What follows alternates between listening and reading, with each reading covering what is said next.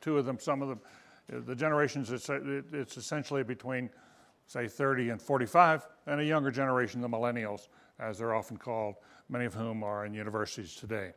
And those two generations offer great promise for this country and for the world. And the notion here today in this conversation is to bring to you two of the most promising members of the younger generation, the 30 to 45 group. People who have, I don't think either one is, are you, or what, how old are you? I'm in the group. You're in the group. All right, good. So we start out with the right framework. But I can't tell you how often I encounter people, and indeed I experience it in a classroom, that the best ideas, the idealism, and a sense of dedication to social change is bubbling up in such a good way from the younger generations. And it's what gives us, so many of us who sometimes get despair, and there was a despairing quality to some of what was said yesterday afternoon, what gives us so much hope is the promise represented by these younger generations. So we have Jack Hidary, who is here, who is an entrepreneur, who is both in the nonprofit and the for-profit. He splits his time. He has been very prominently showcased by Tom Friedman, both in his book and in columns, and by Time Magazine. And Fred Swaniker, who is here and joined us and was willing to give up the World Cup to come here from South Africa, where he runs an African Leadership Institute that works with the younger, very young, I think they start 16 to 18 in Africa, and is very promising in its own right. What I'd like to do is open this very easily and very conversationally, asking each of you to explain what you're doing, give us a better sense of your context, what you're trying to accomplish, your ideals, your obstacles, what the roadblocks are, and importantly, what others can do to help you, can make you more successful. Because I think part of what many of the rest of us want to know is, okay, we've got these young hot chargers out there. How do we create an environment in which they are most likely to succeed? Jack. Sure. Thanks, David. Thanks, everyone, for coming and for giving up some lunch, or maybe you're still munching. It's good.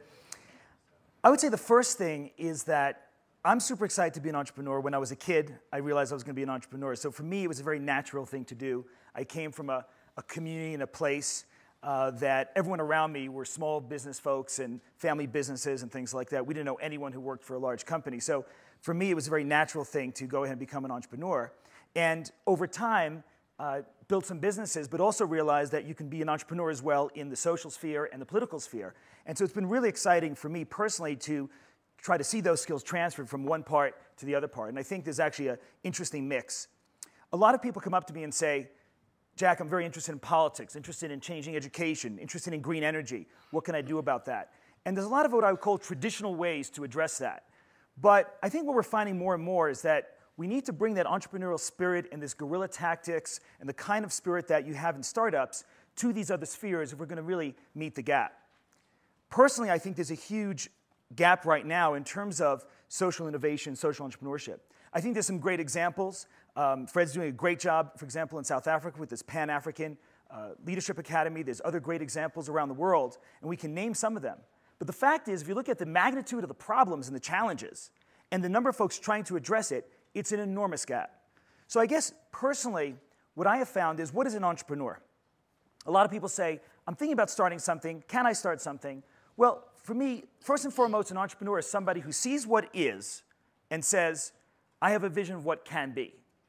And that's, I think, the first thing fundamental to being an entrepreneur. I just wanted to read one little quote, if I could, sure, from one of my favorite authors, Pablo Neruda. Anyone know Pablo Neruda? Okay, good.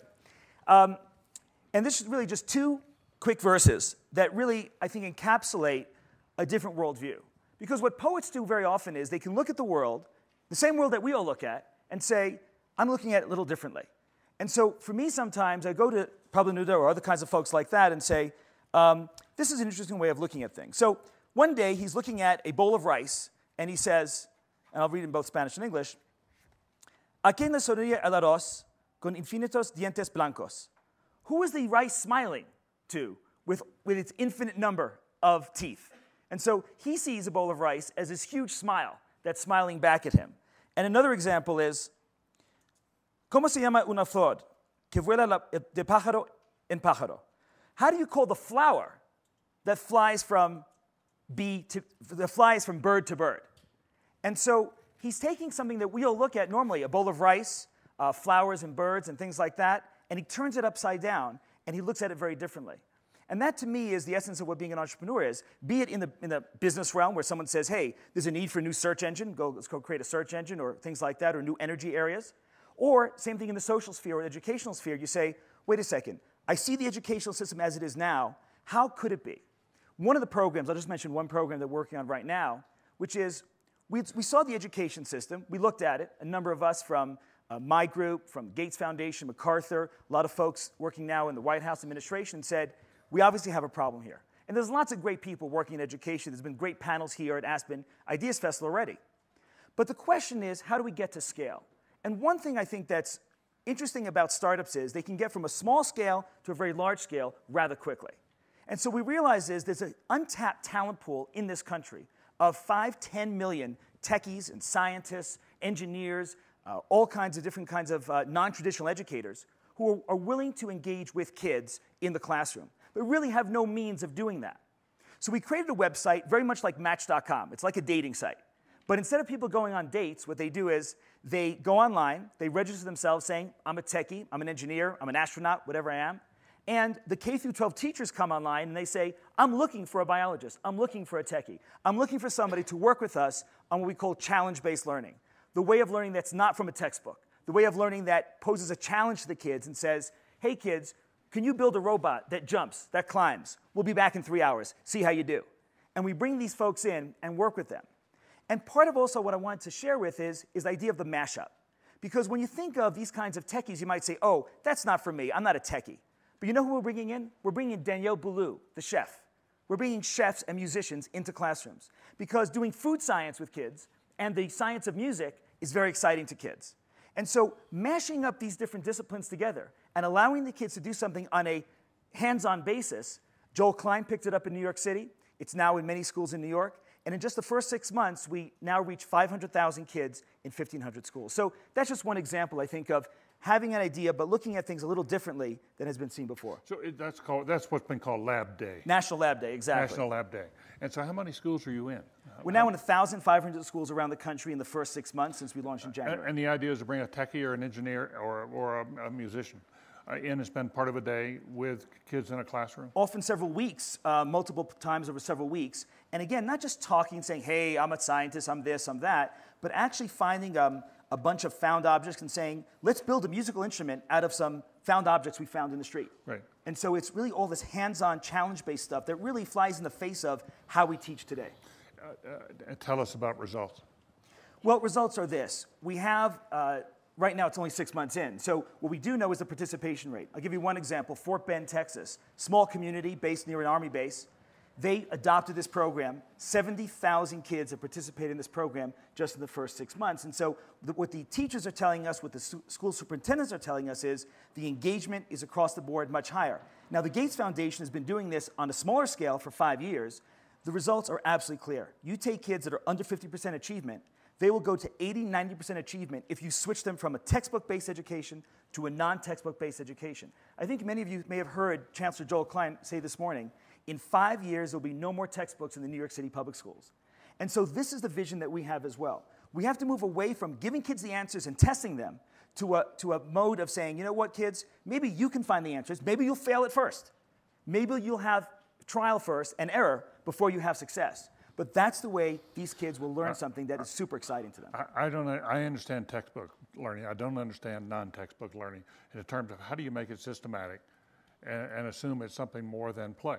Right. And mental play, which is exciting, but how does... Right. Let's not denigrate play. But what's interesting is you can take different modules. Let's say, for example, we want to teach something in calculus. Right? In calculus, we learn something called acceleration. So we have speed, and then we have the acceleration. How fast is it moving, and how much faster is it moving? Well, you can learn that from a textbook, and you can test kids on that. Most kids then will forget it within a few years. What you can also do is say, all right, kids, build a little car out of some metal, wood, things like that. We're going to have a test. We're going to see who can actually get this car to get accelerated up to this speed from here to point B. and let's have a little test, a little game, a little competition. And so, for example, we brought down the head of NASA, Charlie Bolden, to actually do this with us. He's an astronaut himself. And we did this, and the kids absolutely participated. They had to learn the laws of acceleration from calculus on their own to get to that kind of competition. So we can have modules keyed in to each part of the required curriculum, and that's how we actually make it a real curriculum instead of just play. Great. Okay. We have one of the country's foremost educators in the audience, as well as others. But before we go, I want to go to Fred. But ultimately, I want to ask Howard Gardner to enter this conversation about this kind of learning, because it's so interesting. But Fred, tell us about what you've been up to now in Africa. How long have you been doing it? What kind of success are you having? What are your aspirations? So, I'm from Ghana originally, but grew up. That's why you gave up on the World Cup early. That's why I gave up, exactly. Yeah. Once we lost, I said I might as well go to Aspen. I grew up all over the continent of Africa and became very passionate about the continent, but also realized that something big needs to happen in Africa if we're going to change the course of development on that continent. Because I read somewhere recently that at current rates of development, in 50 years from now, there'll still be 270 million people living in Africa below, surviving on less than $2 a day, and that's in 50 years from now. And that to me is not acceptable. We need something that's going to shift the trajectory of development in the continent. And they say that when the universe was created, physicists tell us that there was a big bang that eventually created the cosmos. Africa needs a big bang. And so what the work we're doing is we're trying to identify young people that we think have big ideas for change, and really cultivate them and work with them throughout their lifetimes to bring about the change that we need in Africa. Because I believe that a lot of people who change the world start young. Nelson Mandela was in his early 20s when he got involved with the ANC. Martin Luther King was 35 when he got the Nobel Peace Prize. So you can imagine how young he was when he started his activism. And obviously the Facebook kid was 17 and the Google founders in the early 20s. So we're trying to find the African equivalents of these people in those formative years, and then developing them throughout their lifetimes through some formal and informal programs. Initially, we bring them into a boarding school for 2 years, but then they come to a boarding school in South Africa? In South Africa, yeah. We find them from throughout the continent. And how old are they? They're typically between 16 and 18 years old when we identify. And what's the gender mix? 50-50, 50% boys, 50% girls. And they spend 2 years in the school in an intense environment where they get to prepare for college, but also begin working on various... With textbooks? Actually, not too many these days. Not too many these days. And then, so the goal is to create 6,000 leaders over the next 50 years in all fields who can transform Africa. When I looked at all the challenges that Africa faces, I realized that in my lifetime, there's no way that I could address all of, many of them. But if I could have an impact on finding people who could, and create a whole network of people who could address the myriad challenges that we have, then we can really have big impact on the continent. Oprah Winfrey opened a school for young girls, which was a leadership academy, and she's run into a fair number of problems with that. I think that's a fair point. Tell me do you know much about her experiment and how it compares? Yeah, I'm quite familiar with Oprah's work. A couple of differences. One is her work focuses only on girls, and we do both genders, and hers is South African only, and ours is Pan-African. I think that she has a similar vision of finding and developing young leaders for South Africa in this case. With any new venture, with a big mission, the implementation is going to be difficult. And so I think that she, as you quite rightly mentioned, she's had some challenges which, thankfully, we've been able to avoid most of those types of challenges. And ultimately, I think, with any venture, it's really about quality of management, and I think she's been unfortunate not to have had, some to found the best management talent to work with. You know. Is the management talent that you think makes the difference? What do you actually do in those 2 years that can change their lives, put them on a different path, help them find a different path, live up to a different potential? Well, so the one aspect is we find people with talent. The second thing is we develop them. So what does that mean to develop them? While doing the 2 years, they participate in in a traditional academic program where they learn their basics to get them into college. But also, we take them through what we call a leadership and entrepreneurship program, where they formally learn leadership, and we get them to practice what it means to be a leader. So they either have to launch a company or launch a project in the community. So we have a small venture fund on the campus and a foundation. We've launched about 30 different projects. So we have a bank on the campus, a farm, various other ventures that are taking place on the campus as well as in the communities. And the whole idea is, much like Michael Dell was 19 years old and he started selling computers in his dorm room, and that gave him the practice to eventually create Dell. We're trying to simulate those types of experiences for these kids, and both in the ones who want to be, for-profit entrepreneurs and build big companies and create jobs in Africa, and the ones who want to be social entrepreneurs. That hands-on experience in terms of what it means to be a leader and entrepreneur is a real critical part of the program. How long have you been doing this? The whole project has been going on for the last 6 years. So you've had 4 years of graduates? No, for 4 years we were running short-term programs, okay. And then we've now for the last 2 years been running the full-scale 2-year program, and our first class has just graduated and is going to college this September. Yeah, you told me before we got up here that you created a control group, and you've been trying to compare performances between those. Tell us a little bit more about that and what you've learned. Yeah, well, I mean, the idea behind the control group is that people say, well, you're not really doing much because you're selecting people who are going to be successful anyway. We have 2,500 applications from 40 countries in Africa. You choose the best 100. Of course, they're going to be successful. If your school, if your intervention didn't exist. So what we're saying is that, if we need to actually have a control group. When you have 2,500 applications and you only select 100, chances are that the next 100 that you didn't select were probably as equally talented as the 100 that you did bring, but the only difference is that you didn't participate in your program. So what we are doing is we're fortunate because of our selection process that we actually have the data on all the 400 finalists in the program, and we're tracking what our young leaders do over the next 10, 20, 30 years. How many companies do they start? How many jobs do they create? How many, what percentage of them become senior leaders in government and, civil society and so on, versus this control group, to really see the difference that that our interventions and the networks that we are able to plug these young leaders into has on Africa. Yeah, it's very interesting. There are a number of organizations now that have sort of young leaders groups here at Aspen.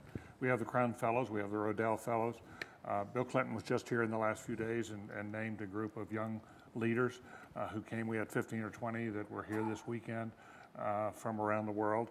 The World Economic Forum has a Young Global Leaders program that's been very important. Well, you were part of an earlier incarnation of that, were you not? Yeah. And we do a lot of work at Harvard with the Young Global Leaders, these are terrifically good ideas. The question is, how do you make them successful? And I'm just curious, having been through one of these young leadership programs, as you hear this, what is it? What is the trick, do you think? Because I think all of us are searching for this. How do we really accelerate the personal development, the entrepreneurial and leadership capacities of people with so much promise? Well, I think one of the interesting points, Fred, you mentioned the point of how do you not just select people who would have been successful anyway, and how do you actually bring in other folks into the conversation that would not necessarily have joined in? One thing I think is interesting is choosing people who are not the usual suspects. So an example would be, I also was lucky enough to be selected as part of a Young Leadership Fellowship of the China-U.S. Relations Committee. So this is a committee that was started by Henry Kissinger a long time ago. Carla Hill's, I think, now the chair. And they said, let's try to say that in 25 years, 25 years, there'll be leaders of both countries, U.S. and China, and maybe actually they should meet now and then develop a friendship and relationship over 20 years so that when 20 years comes, they actually will know each other. We're not going to have like a Cuban Missile Crisis situation where one phone call or 30 seconds away, we have missiles going up. And so they started selecting folks, and what was funny is they didn't go out and say, who knows a lot about China? Who's doing a lot in China? They didn't go and do that. They actually selected folks who are architects, never been to China, don't know a word of Mandarin. And so that actually was very interesting. And on the Chinese side, they chose a lot of folks from China who had no particular connection to the States or things like that. Putting us all together in this crazy crucible actually led to a really interesting bonding. And now, 6, 7 years later, this is one of the tightest, cohesive groups I've ever personally been part of. How often do you all we all get together literally every month to 6 weeks. Come on. And not the whole group, little stuff. Now there's only 6, 7 classes of fellows. And there's an email list that goes around saying, I'm in Shanghai, I'm in Beijing, I'm coming to New York. And we all get together, we share stories, we share ideas, we share business tips, business concepts. We often do business together or do nonprofits together as well. For example, in our education initiative, we're now going to start Skyping to a classroom in Hainan Island in China via one of the fellows who's a musician in China. So that just came out of this group. That, to me, one of the keys to success is do not pick the usual suspects, the ones who've been picked as White House fellows or been recognized and things like that, but pick somebody who's maybe a little bit below the radar, who's not necessarily the most obvious choice. Well, there's been this long, history, of course, about Rhodes Scholars, and once you become a Rhodes Scholar, everything else is downhill. Right, exactly. I mean, the real goal here is not to become a young leader, but 20, 30 years later to be known as an old leader. Right. I mean, you've actually, accomplished something through life. But I want to come back and raise this question, which I think is pretty fundamental, and that is getting to scale.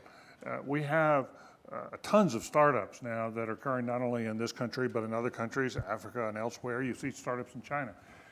But a major obstacle in this country has been, it's been very, very difficult to get to scale. There are, take Teach for America. I happen to be on the board of Teach for America. And Wendy Kopp is a heroine of mine. Now, she started this 21 years ago, 1989, 21 years ago. And she's now going to put, in this next year, she's going to put 4,500 new core members into the toughest public schools in the country, urban as well as rural. But we had 46,000 applications. With 14% of the graduating class at Harvard apply for Teach for America. It's 13, 14, 15% at many, many other universities. But she can't take care. She can't get to, we are having a hard time doubling the size of the organization. Can I address that? Sure. Let me just address that with just 2 quick case studies. So has anyone here heard of First Robotics from Dean Kamen? It's great. Okay, so people here have had maybe kids involved, have been mentors or things like that. Everyone loves this program. For those who don't know, kids build robots. The robots compete with other robots from other schools in soccer, often football, as it's known in Ghana and other places. And the winning robots win prizes. There's cheerleading. It's just like a sports team. Great program. In 18 years since the program began, they've only reached 1,800 schools. And of those schools, they reach 30 kids per school. So success in terms of a nice young, relatively young nonprofit, 18 years old, but only 1,800 schools and only about 150,000 kids out of 55 million kids, K through 12 in this country. 150,000, 55 million. So there's an issue. There's a scaling problem. And again, what we did is we sat down with First and we said, what is the key limiting factor of growth? Well, 5 years ago it was money, but now since everyone loves First, everyone's throwing money at them. JCPenney just said, we will fund 2 to 3 teams per store. That's 1,100 stores, 3,000 teams. So they're getting plenty of money. The key limiting factor, mentors. Adult external mentors who can come in and work with these kids. And again, that's where we go back to platforms, web-based platforms that can scale matching of mentorship. Second case study. People here have heard about electric vehicles now since 70s, 80s. Maybe somebody here drove one of the EV ones that got crushed and who killed the electric car and things like that. And once again now, we see a potential renaissance in electric vehicles. 10 different manufacturers, Toyota, Nissan, Ford, GM, all coming out with electric vehicles starting this coming January, matter of months. We sat back and said, once again, I think we're going to have a market failure here. We're going to have a scale issue. Because who's going to buy these? 100 Tesla buyers, 4,000 people buying a Nissan Leaf, and that's about it. People like an Aspen are going to buy them. But how about the rest of the country? So we sat back and said, how do you break through these kind of scale issues? In this case, it's not a web issue. It's a case of access to this kind of vehicle without paying a huge premium and without having to put a charging station in your house. So we said, how can people access those kinds of cars without doing that? And then we thought of the rental companies and the car sharing companies. So people might have seen Zipcar or obviously all the rental companies. And it turns out when you ask Toyota how they sold 1 million Priuses in America, the answer in a huge part is the rental companies. Many people had their first experience with these vehicles by renting them as a Prius and then deciding to buy one. So we went to some of the rental companies, went to some of the automakers, and we said, would you be willing to form a consortium to make an all-electric vehicle car sharing and rental program around the whole United States and eventually around the world? And they said yes. So it's not an idea that they had, but it's a business idea that we think they're going to make a lot of money with. And I don't know if people recognize what this is. This is the plug we'll be using to plug in your electric vehicle. It's obviously not plugged in right now, otherwise I'd be in great shape. Which one goes where? So this comes from the car or from the fueling station and goes right into the car. And this is now, just in the last 9 months, the world has standardized around this plug, which can charge up a car at many times the speed of a normal outlet. Can I ask where it's manufactured? This is manufactured actually in the U.S. This is a U.S. company. U.S. job. Yeah, yeah. Hey. Coulomb Technologies out of just south of San Francisco. So basically, I think that, again, that's where entrepreneurialism comes in. Be it a single person as an entrepreneur, or be it a small company, whatever it is, we have to go to new models. We're not going to scale this electric vehicle concept in the old model of trying to buy cars. We're not going to do it in education the old way either. We need to think about some of these new ideas. To me, do you all have a sense that your generation is sort of pushing this really hard? The people your age, your peers. We had Michelle Rhee and the new mayor of Atlanta here for the, that's right. At Kasim Reed here on Saturday night for the Socrates program, and they were both around 40 years old. And they were very charged up about the generational aspect of this. Do you all sense that? I know you're 33, you're young, but do you sense that there's a real push in your generation to do this? Well, I would just say briefly, one, a lot of people are out of work. Let's just also be realistic. Right. A lot of people this generation are out of work right now, and they're looking for new things to do. And when they think of new things to do, they don't necessarily want to jump back into the Wall Street kind of thing that they were in before. Right. So one, they have an opportunity now to do that. Second, those who've had some success, my peers, I'm finding a lot of them say, you know what, I don't even want to set up a traditional foundation. They don't want to set up another Gates Foundation, just write checks all day. Right. They want to become an activist. If you look at what Jeff Skoll has been doing, for example, with his films, Syriana, or other films that he has from Participant Films, I think that's a great example of a new generation philanthropist saying, you know what, I'm not just writing a check to somebody. We're going to get involved. We're going to get down and dirty. We're going to go visit the situation. We're going to do something about it with some partners and with some startup ideas. Interesting.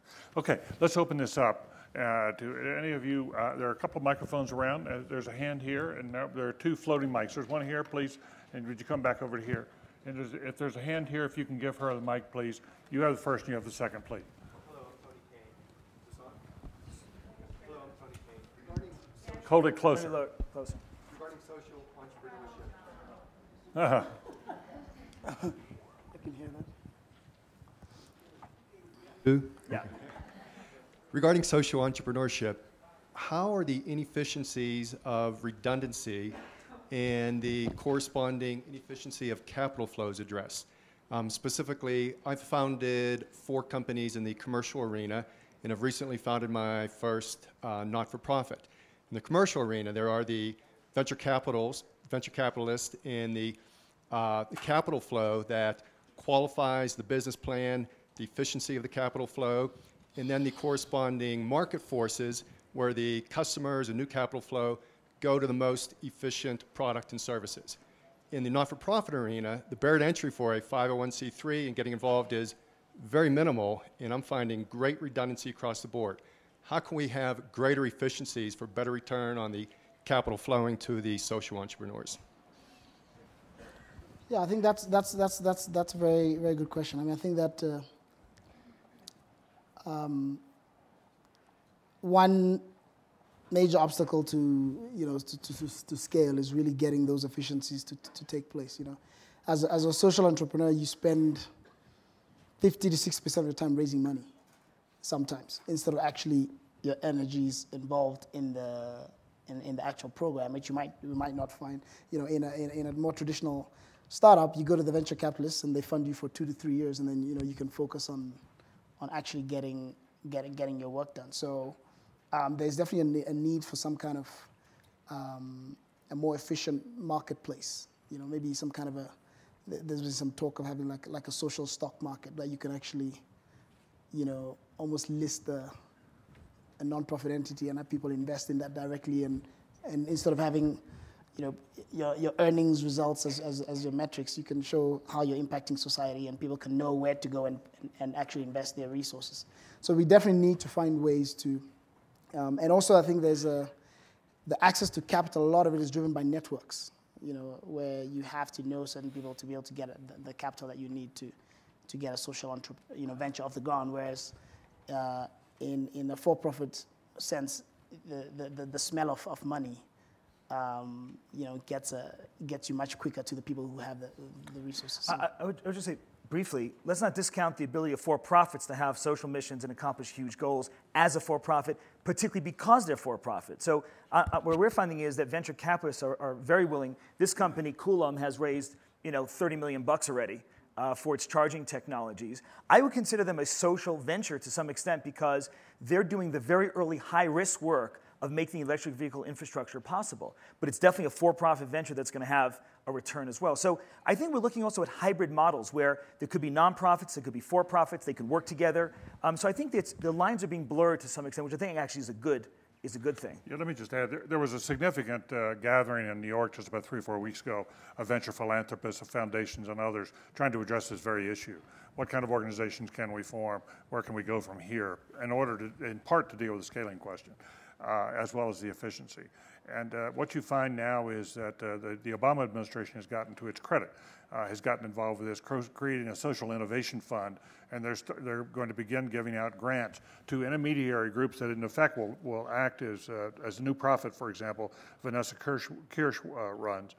A new profit provides funding to, mezzanine level funding to new social entrepreneurial organizations. And they've had an extraordinary success rate at spotting through application process those that are quite promising, and they grow from that. And a lot of venture philanthropists, Bob Steele, as chairman of the Aspen board, is extremely interested in this issue. He's been already involved in trying to push that forward. I think if you through some conversations here, you can locate people who would be partners in both in thinking about it and enacting on this, because it is one of the key questions now, given all this froth and it's a number of people who really want to make a difference. How do you create a capital market, in effect, that is going to allow them to grow? Of the number of new nonprofits in this country, only a tiny fraction grow to a significant, so where they really have impact beyond a small part of a small community. There was a question over here with the microphone, and if please, with the microphone, if we can distribute one over here. The woman has her hand up. You're next, please. I'd like to follow up on something that Jack just said. Could you elaborate on the effects the financial crisis had on the young generation of entrepreneurs, and how do you see it played out now? I would just say that I love crisis. I mean, as an entrepreneur, the people who hate crisis are incumbents, right? If you got $7-8 billion of revenue, riding on top of you that you've got to meet and have quarterly numbers, and I used to be CEO of a public company, and trust me, it is not necessarily the most fun job in the world. Every day you wake up sweating, are we going to make the numbers that the analysts have and things like that? That is not a good situation to be in a crisis. But when you're an entrepreneur with really nothing to lose, and you could just start from a greenfield tabula rasa situation, you love crisis. Why? Do you think that these companies that we approached about electric vehicles, some crazy concept of moving vehicles around with electricity, would have even taken the meeting if it were not for a crisis? No. Okay? If they were riding high, love these companies, but they would not really be interested in these sorts of ventures. But in this kind of crisis right now, you can do a lot of things. The government as well. When we came to the government initially with this cash for clunkers concept, with the CAP, Center for American Progress, and others, there was initial resistance. It was a year and a half before the actual project. As the crisis got worse and worse and worse, we got more and more phone calls returned. And ultimately, we got the program done at $3 billion. But I don't think we could have gotten it done without that kind of sense of crisis. So I love crisis, I guess. I think also there's, it depends on where your funding sources are from. So, we are traditionally been funded by high net worth individuals. And during the crisis, you know, we actually had record fundraising during that time, because I guess you know, if you're a billionaire and you're worth $500 million, you can still give money. Are these African? No, globally. Globally. Yeah, but there definitely was a huge drop from corporate philanthropy, for example.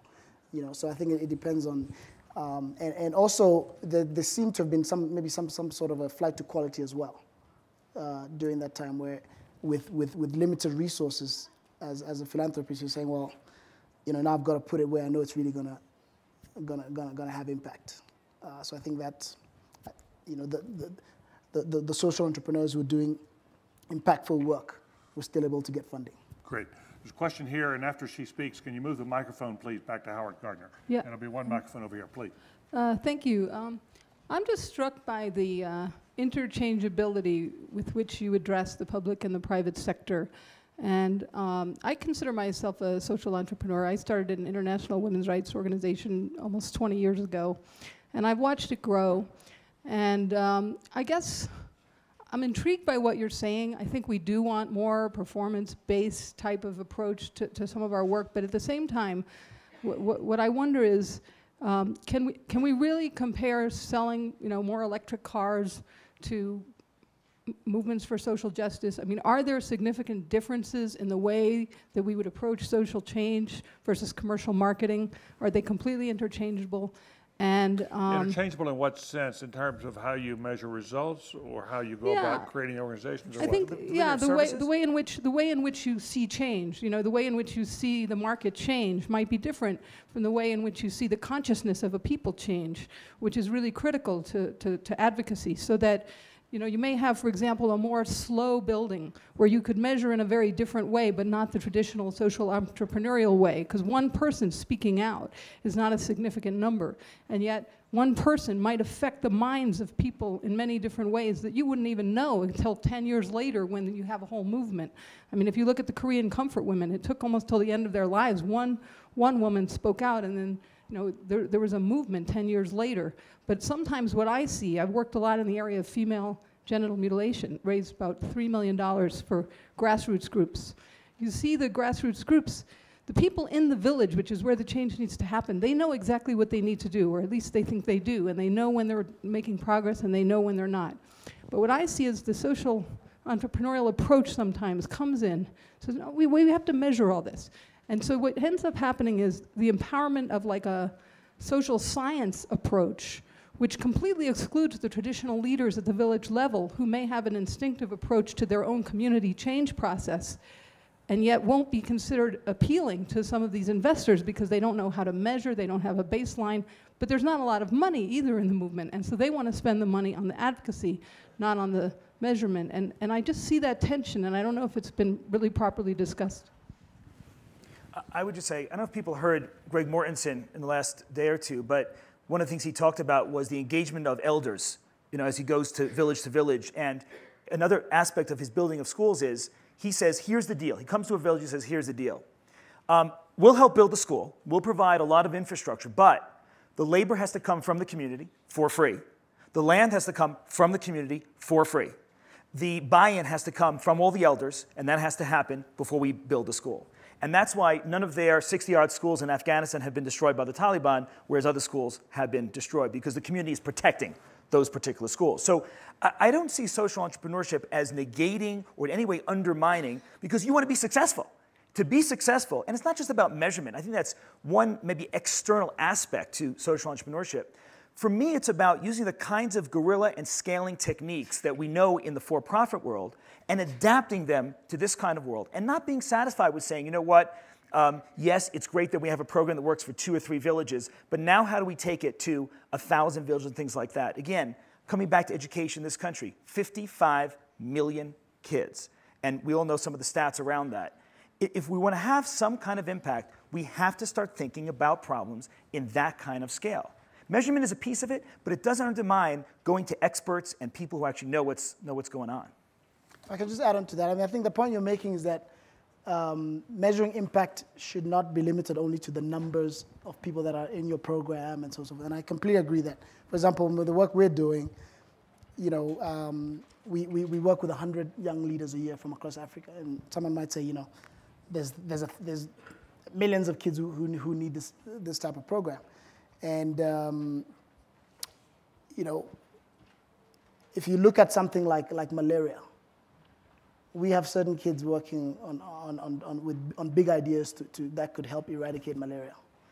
3 of them could come up with a big idea that could eradicate malaria for Africa. That's 1 million people a year who don't die anymore from malaria. So if you're looking at it, yeah, you're working with 3 people, but the impact that those 3 people could have on a greater number of people is much broader. So I think that it's about measuring impact and not necessarily the numbers of people that are in your specific program. Yeah. Howard Gardner. Thanks, David. The question had to do with how can Jack find out whether his program is successful? And let me first say that I think it's great to have 2 social entrepreneurs who are working in the area of education. And the fact that the kids who are involved in your program, Jack, are passionate and that they're learning about how scientists and engineers really approach problems is all to the good.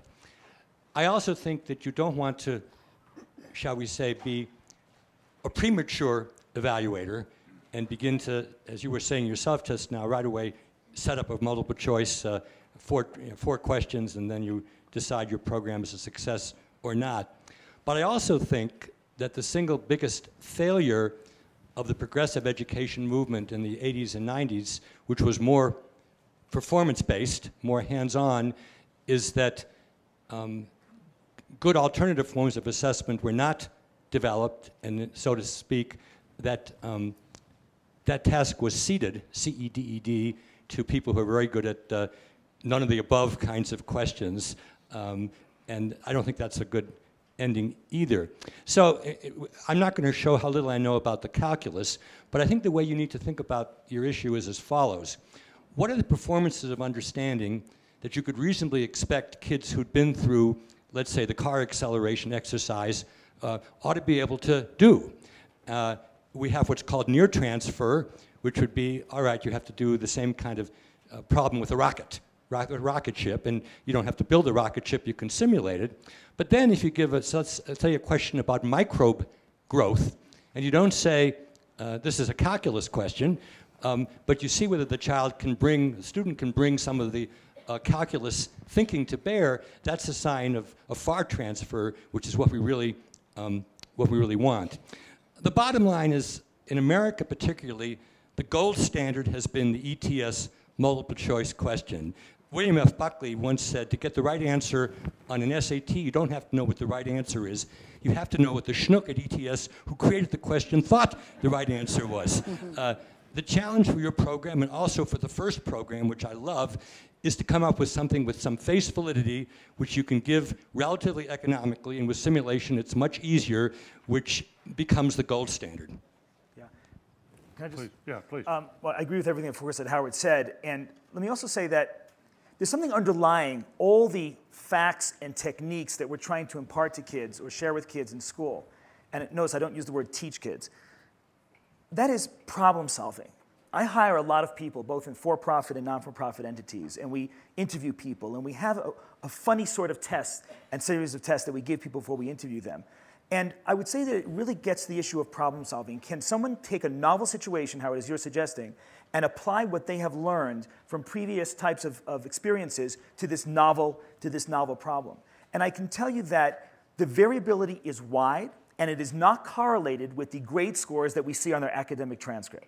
We're seeing correlation with very different indices. This is not a session about that, so I'll leave it to another time. But the underlying skill development of problem solving, of saying, hey, I can build a robot, then I can build a bridge. And by the way, these same kids, by the way, have built bridges, then robots, then rockets. So it's funny you mentioned those 3 things, because that's actually what the kids are doing. And can they actually start to use and apply what they've learned before in a previous exercise to one of the new ones? So I think we are going to have to develop a whole new set of assessment tools, because the old ones just don't really apply. Yeah.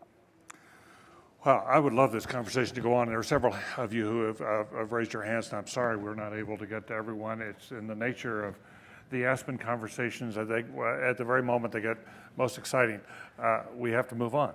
And that's what we have to do now. But in the meantime, I must tell you, once again, I come away, as I did from the Socrates dinner the other night with Michelle Rhee and Kasim Reed, very encouraged about this next generation and about their passion for change and the way they're applying themselves in imaginative new ways of thinking. And I think for all of us, it gives us fresh hope. So this, on a very stage where yesterday there was a lot of despair, you all give us fresh hope. Thank you very much. Fred, okay.